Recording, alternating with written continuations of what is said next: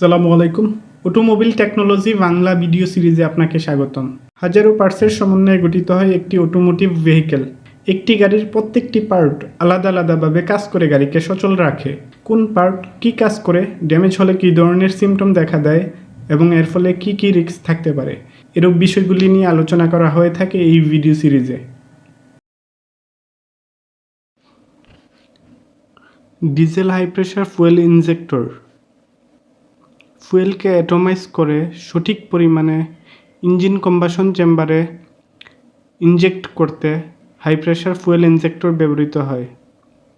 High pressure fuel injector খারাপ হলে engine start হবে না, ড্যাশবোর্ডে চেক ইঞ্জিন লাইট অন দেখাবে,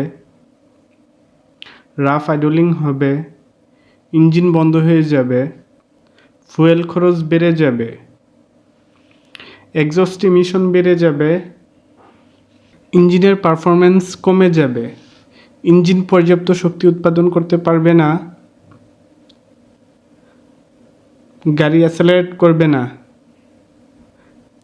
এক্সস্টে কালো ধোঁয়া বের হবে।